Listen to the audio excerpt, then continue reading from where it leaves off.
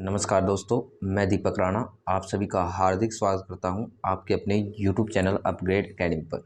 जैसे कि प्यारे दोस्तों, आप सभी को पता होगा भी इंग्लिश ग्रामर में हमने अपना पार्ट ऑफ स्पीच का पहला टॉपिक कंप्लीट कर लिया है, जो कि हमने डिस्कस किया था नाउन। और हम आज डिस्कस करने वाले हैं, जैसे कि मैंने कहा था, जैसे ही हमारा नाउन टॉपिक कंप्लीट हो जाता है तो हम उसकी प्रैक्टिस करेंगे।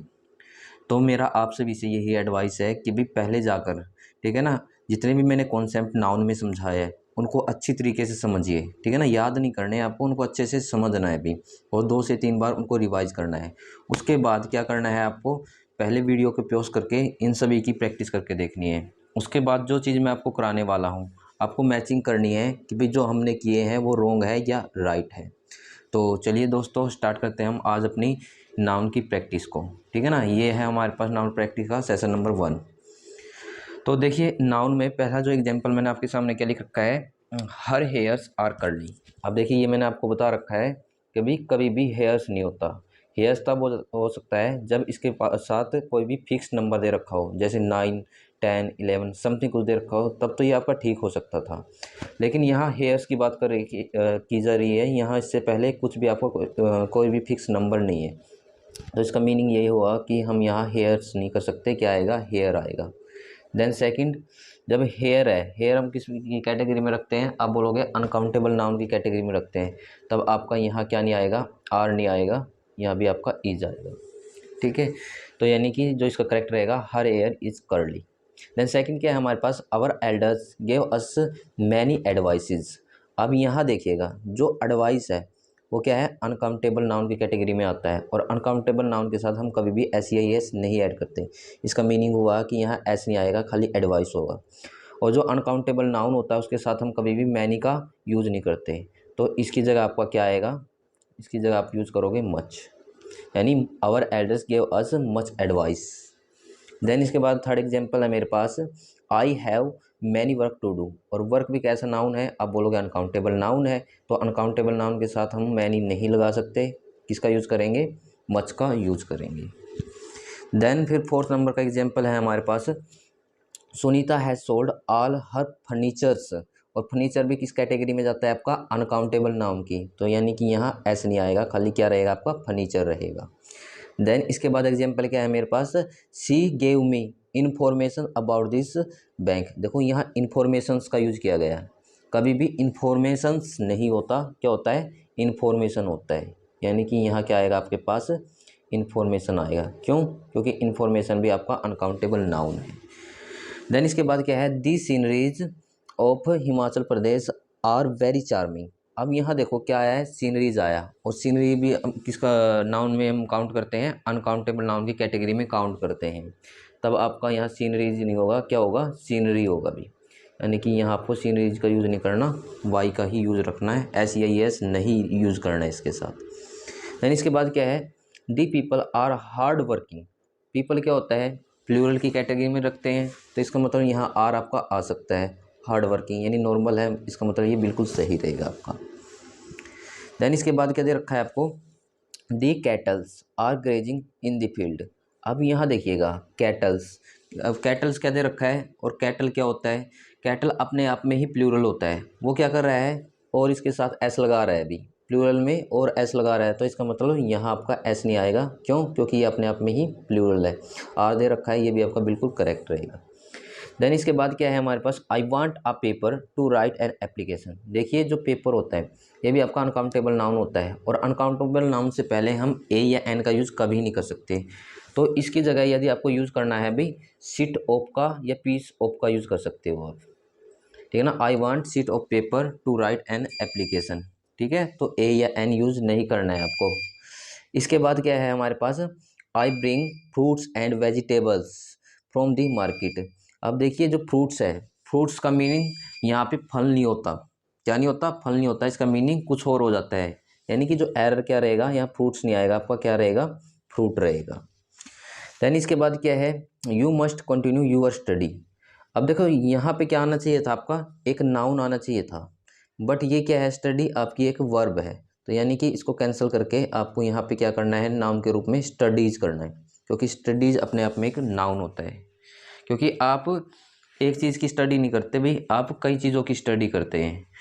तो ये बात याद रखनी है, स्टडी अपने आप में एक वर्ब होती है, जबकि स्टडीज़ अपने आप में एक नाउन होता है।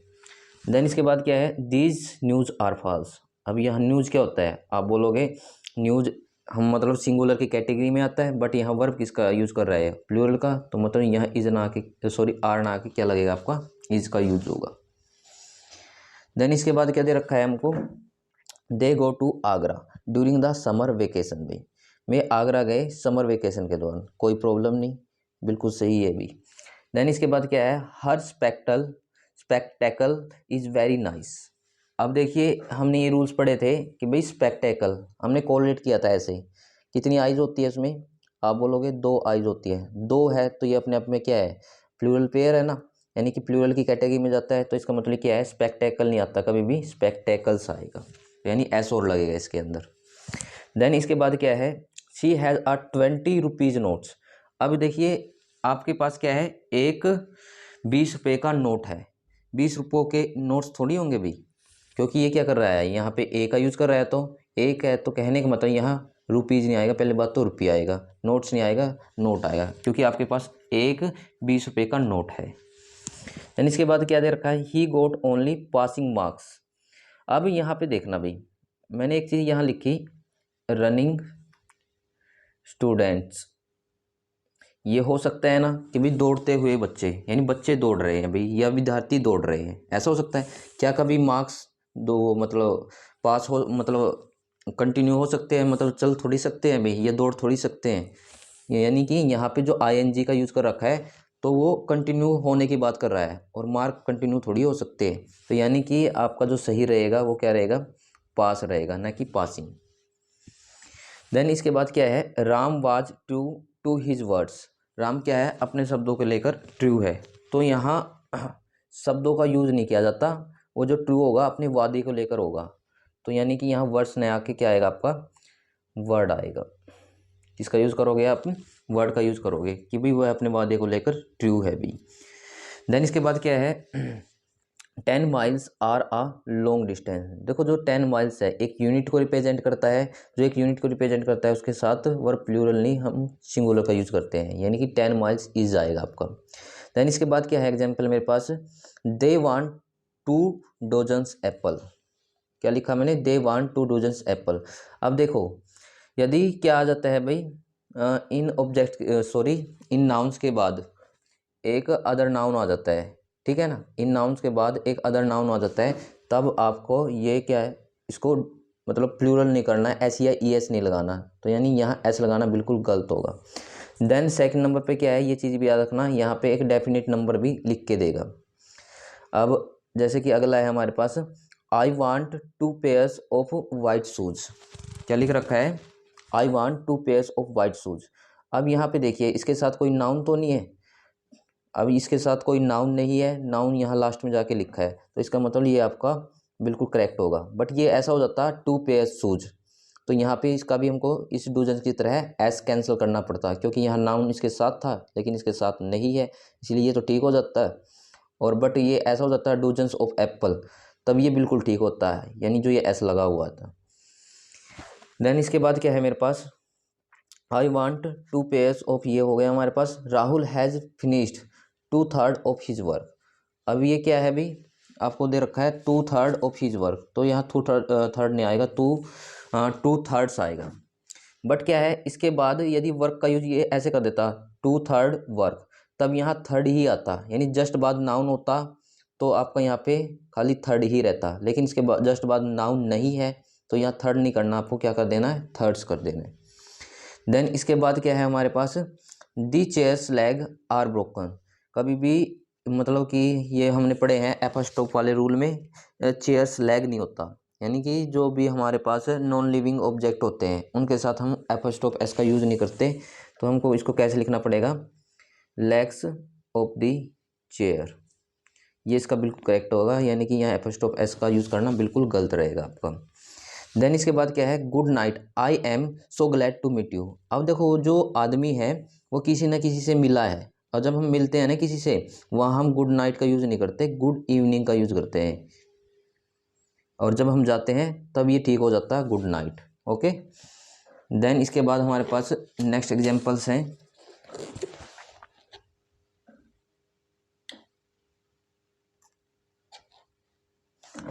ये दे रखा है अभी, there is no space in the car. अब देखिए ये मैंने स्पेशल कराया था आपको, कार में कभी भी स्पेस नहीं होता, किसका यूज़ करते हैं हम, रूम का यूज़ करते हैं। देन फिर क्या है हमारे पास, we should help the poors.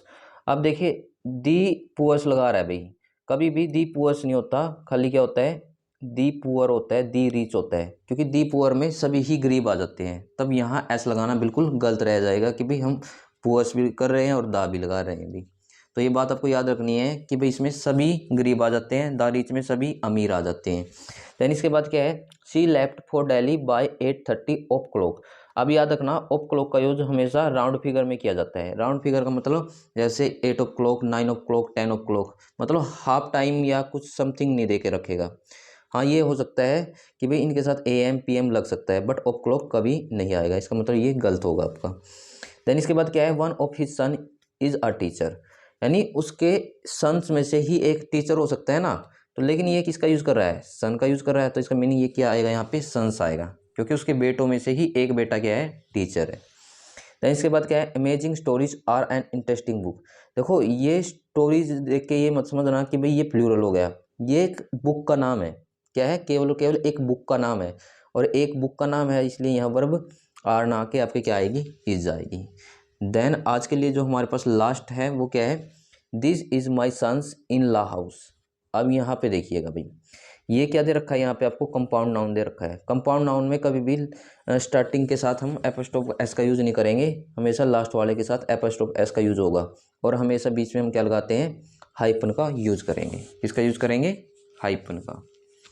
तो दोस्तों इस वीडियो में थे हमारे पास ये 29 एग्जाम्पल्स। तो ऐसे ही मैं नेक्स्ट वीडियो में और आपके सामने एग्जाम्पल लेके आऊँगा। तब तक आपको क्या करते रहना है, नाउन के जितने भी कॉन्सेप्ट हैं उनको रिवाइज करते रहना है।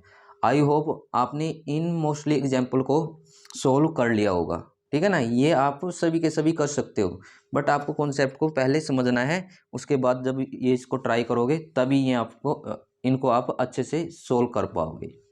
तो दोस्तों इस वीडियो में इतना ही, कल मिलते हैं अपनी नेक्स्ट वीडियो में अपने नेक्स्ट एग्जाम्पल्स के साथ। Thank you very much for watching my video.